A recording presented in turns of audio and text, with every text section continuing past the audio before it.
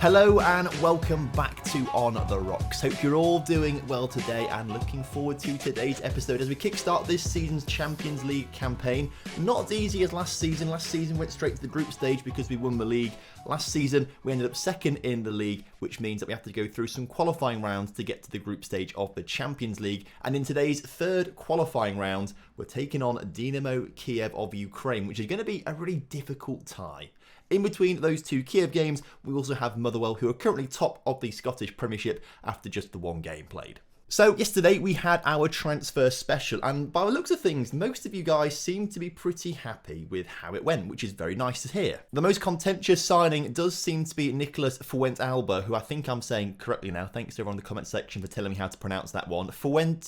Fuentalba, I think is how I'm saying it correctly. Some of you were like, yes, this guy's amazing, he'll be fantastic. Some of you guys were like, I'm a little bit unsure about him. And to be fair, he's not ready yet. He isn't ready yet. We looked yesterday, obviously, but if we look again, you can see that he's just not as good as Bazunu yet. He's only just turned 19. Bazunu's 23. He'll get there, he'll develop. So I think we'll do a lot of rotation with these two this season. But for the most part, you guys seemed pretty happy with the deals that we had done. So we'll also look at the one game that we've played in between episodes, and that was against St Mirren. And after all of that money spent, all of those signings that we've made, we only just won 1-0, which was not a great result. I mean, we got 3 points. We can't complain, can we? We just wanted to batter St Mirren, although St Mirren are pretty decent nowadays. We won 1-0 with Kevin Nisbet getting the goal in that game. And then as a result, after that one game played, we sit 4th in the table, but not that it matters too much on the grounds that, you know, it's only one game played so far. What I did forget to show you yesterday, though, was the pre-season preview, and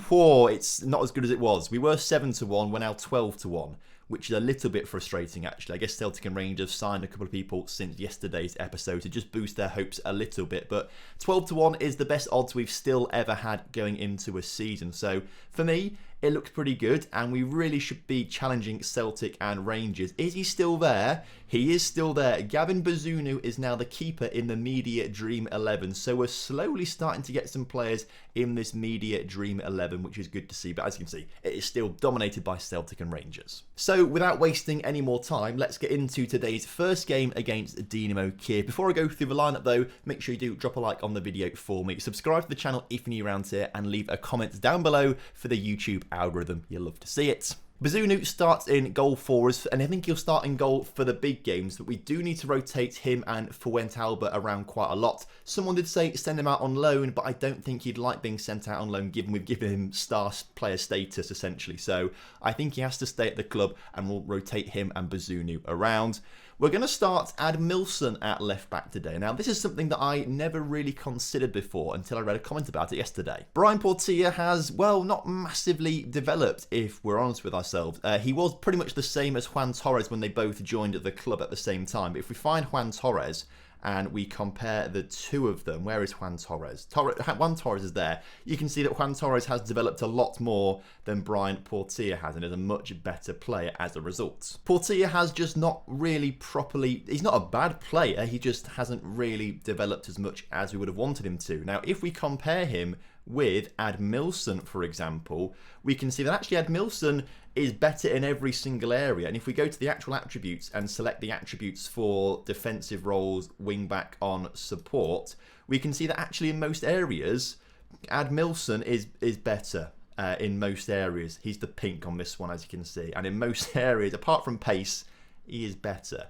So I think maybe Admilson should become the starting left back, at least for now. But saying that, in the game against St Mirren, Brian Portia put in a man of the match performance at left back. So who knows what's going to happen with Brian Portia. I think, again, it's another rotation sort of thing, and we'll just see who plays better. But back to the lineup, it's Admilson at left back with Herrera, Kai Henrique and Torres at the back, because Suva is currently suspended for this game. He carries over suspension from last season.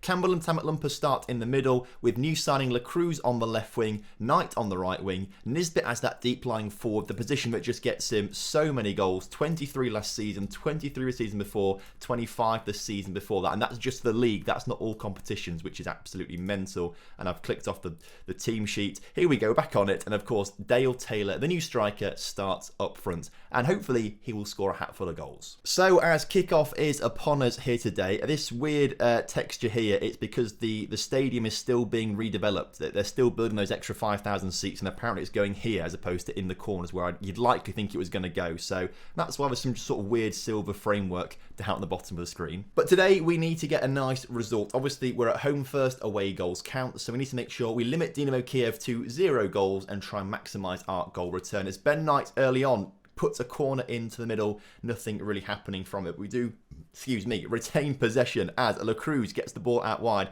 comes inside and, puts it just over the bar. Chance for us right now as Torres finds Ben Knight in the middle, and Ben Knight's shot is a fantastically powerful shot. The keeper does very well to react to that one and keep it out of the back of the net.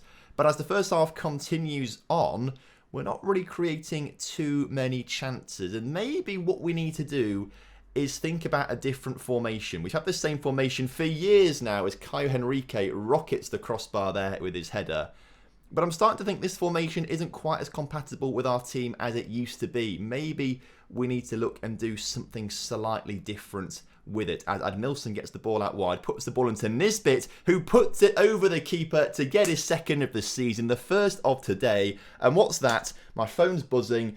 It's not on my desk. Hello, phone. Oh, it's the One Football app telling me that Nisbet has scored the opening goal of the game here today against Dynamo Kiev. That's right, One Football, the sponsors of today's video. They are the best football app out there to keep up to date with all of the latest scores and football news from around the world. You can follow your favourite teams, such as Aberdeen, and get push notifications sent straight through to your phone when anything ever happens in a game. So you're always up to date and it comes through quicker than any other app.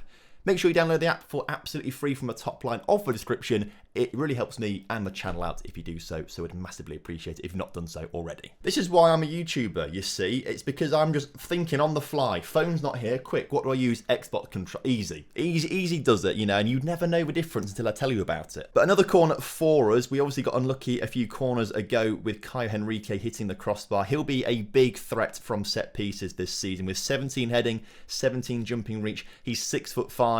If he doesn't score a couple of goals this season, maybe we need to optimise our corner tactics a little more. I never really do that, to be fair, so I probably should do. But half-time, we are 1-0 up, which is very good for us, so you love to see it. 1-0 is quite a narrow scoreline, though. Obviously, look at the match stats. We are miles ahead of them in terms of the match stats, but I don't know, we struggled to score against St Mirren despite having 20 shots or so, and by the looks of things, we are struggling to score here against Dynamo Kiev.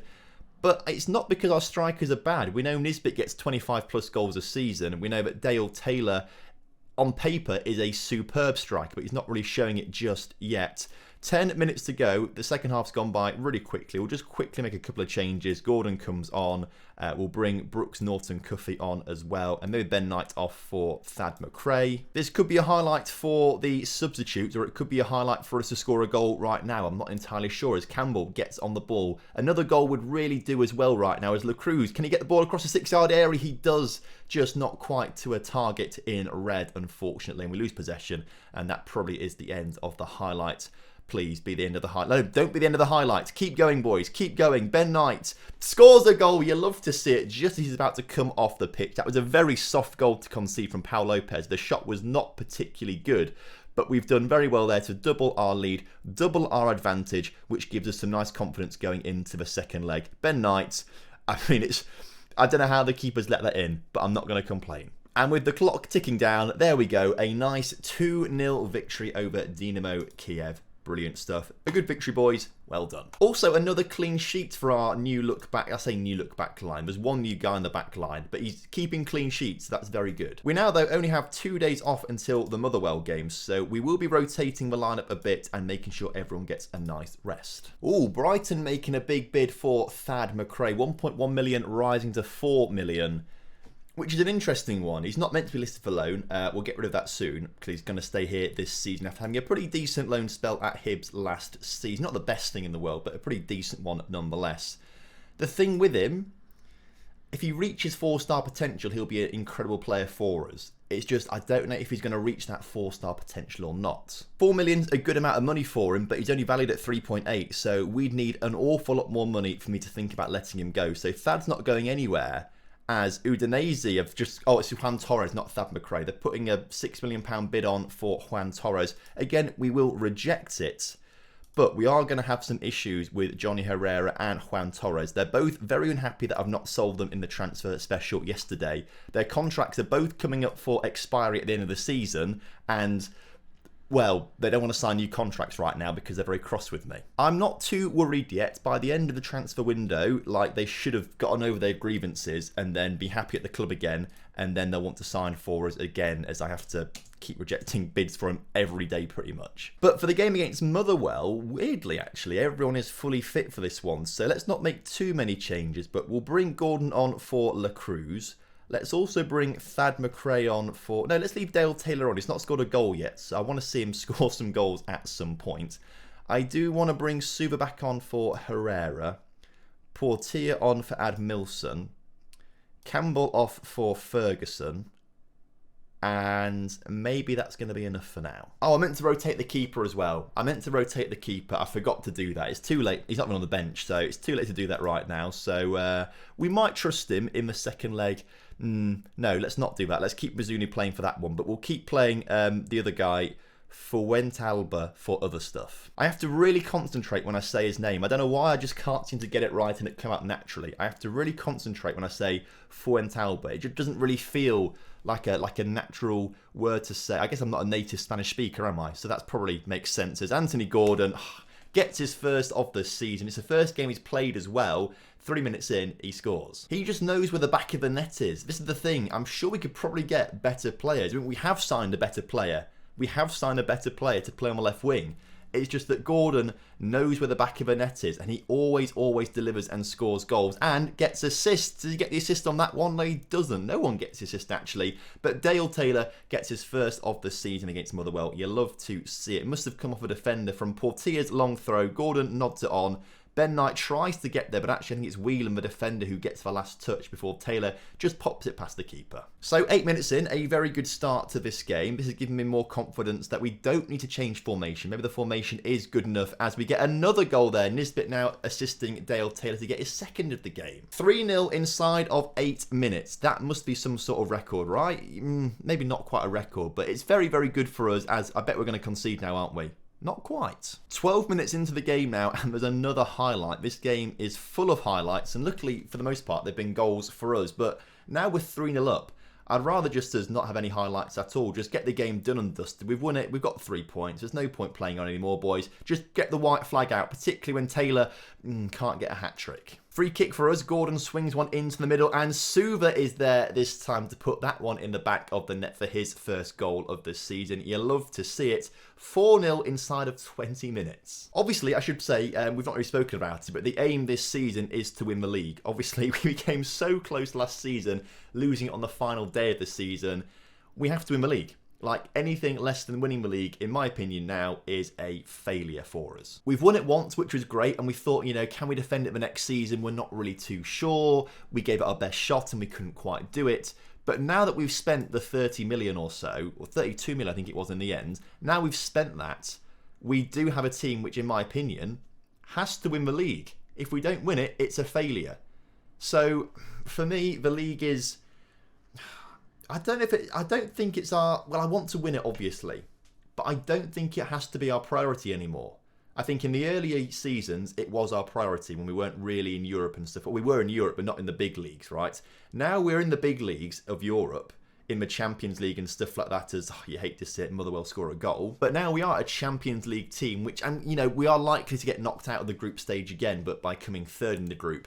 I think our main priority now should be European success. I think that should be the main focus of the team, and it might hinder our league status a little bit, which isn't so good because we want to win the league to make sure we get Champions League group stage football. It's a delicate balancing act, I think, for the next few years, because we're not that much better than...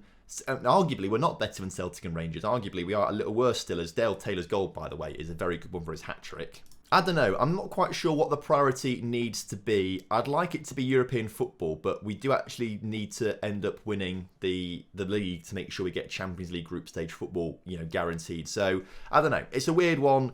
We'll work the balancing act out a little bit, but obviously this season we actually need to get to the Champions League group stage first, as Lewis Ferguson scores a penalty to make it 6-1. I think, again, we'll make some changes out there, and...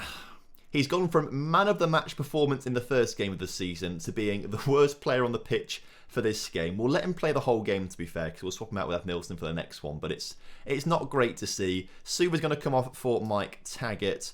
We'll bring Robert Didau on in the centre of midfield for Lewis Ferguson, who probably doesn't need to come off actually, but we'll bring off anyway. And then Nisbet will come off for Thad McRae. I mean, let's be honest, it is saying something when we're winning 6-1 and the left back's on a 6.6 rating for us on the winning team. I don't really know what he's done wrong, although it does kind of suggest he's just done nothing in the game at all. So, I don't know, maybe Portier was a little bit of a mistake signing wise, although we didn't think it at the time. We thought he developed nicely, and he's just not really done any development whatsoever.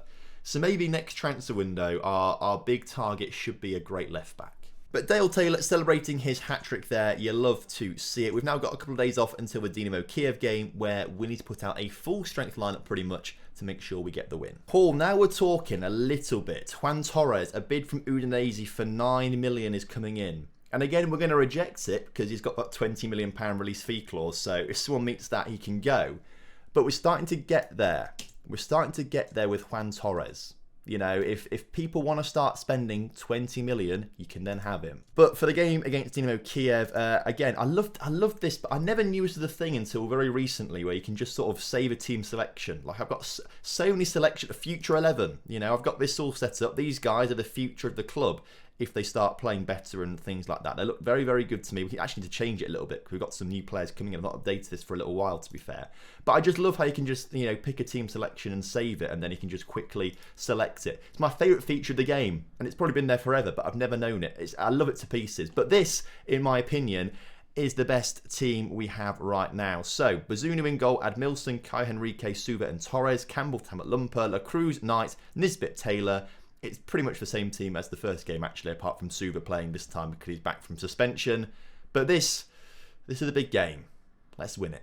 So for the draw for the next round of the qualifying stage that we're in right now has been done already. And if we win against Dynamo Kiev, we play one of RZ or Rijeka from, I think they're from Croatia, I believe. So the next leg, or the next tie after this one, in my opinion, will be easier than Dynamo Kiev. So I'll have a lot more confidence for the playoff round than I will for this one. But again, if we win the playoff round, we go straight to the group stage, which is great. So we are this close to getting Champions League group stage football again. And I really think we can do it as Ben Knight drives forward, finds La Cruz out wide, gets the ball and tries to shoot, but it gets blocked by Ben Knight, who then gets the shot away himself. But another good save from the Dynamo Kiev keeper. The resulting corner is turned away by the... We need to do something with corners. If you guys know any really decent corner routines or what's like overpowered in Football Manager right now for corners, please do let me know, because I never really pay attention to set pieces and what I should be doing for them, if I'm honest with you. I only ever leave it on default pretty much, apart from a showdown, and I panic on stream of showdowns. I have to like do something because everyone else does. But I feel like they only sort of work in multiplayer. What works well in single player, let me know, because it would be really handy actually to have that in our arsenal to get Caio Henrique scoring plenty of goals from corners. Although the smallest man on the pitch has just scored a header, so maybe we don't need to think about it. But that is a crucial away goal as well, as Gundogan is playing weirdly for Dynamo Kiev. We tried to sign him a couple of years ago, didn't we? Briefly. I can't remember if he just outright said no to us, or his wages were just far too expensive for it. It was one of the two, but I do remember Gundogan being available on a free, and we tried to get... We got Thiago instead, and Thiago turned out rubbish. Harry Winks has turned out very good. He's just been injured for the start of this season, which is why he's not played a game yet. But Harry Winks is a very decent player. But Thiago's gone after his one season. I don't think he even mentioned it yesterday, because after, I think, the first few games of the season, and he was terrible, nothing really happened. He didn't really play many games, to be fair, poor old Thiago. So I think he might have retired now, as that is a huge save from Bazunu after a terrible defensive mistake there from Admilson. RZ currently 2-1 up against Rijeka. I'm not entirely sure what the first leg result was, but I don't mind who we play, because I'm pretty sure we'll beat them, because I'm pretty sure Dynamo Kiev are better than both of those two teams. Maybe a little bit harsh on them, particularly RZ. I'm sure some Dutch fans out there will be saying that's very harsh, but just in my opinion, from what I normally see in Football Manager, as opposed to real life, because I base all my footballing knowledge on Football Manager, I do think Dynamo Kiev are a better team. The fact is, though, we have beaten this better Dynamo team 3-0. Nothing's happening in the second half here in terms of highlights, and as I say that, the first one happens as Tam Lumper on the edge of the area puts it into Le Cruz at the far post, and it's turned away by the keeper. We've had some great chances today. I don't quite understand this. Has it just disappeared? It's telling me that David Zabacosta's picked up a knock, take him off the pitch. He's not my player. He plays for Dynamo. What happens if I press take off? Does that do the substitute for them? That should not have come through because I'm not the manager of Dynamo. I'm pretty sure I'm not, at least. I have just taken Tam Lumper off though for Ferguson, so that will go through very quickly now. But I'm very interested in what this Zapacosta thing. It's now telling me to close him down. Close down. I just took him off the pitch apparently. I don't quite understand what that's about, but we'll see. Either way, we've won 3-0 on aggregate, 1-0 on the night, so into the next round against RZ or Rijeka. I don't know who won, actually. I've not looked at the scores. But I looked at things. RZ win it 3-1 on aggregate. So we're going to be travelling to the Netherlands at some point in next episode. And there we go, confirmation of that. Why is the RZ logo so much bigger than ours? I mean, that's small man syndrome or something. I mean, what's going on there? And obviously there's not long to wait for that at all because that comes up at the next episode and we need to win that. So tomorrow we'll play against RZ, Kilmarnock and RZ. So thank you ever so much for watching today's episode. Hope you guys have enjoyed it. And if you have done, make sure you do drop a like on the video for me. Subscribe to the channel if you're new around here. And make sure you do leave a comment for the algorithm down below. Either way, see you tomorrow. Have a good one. Goodbye.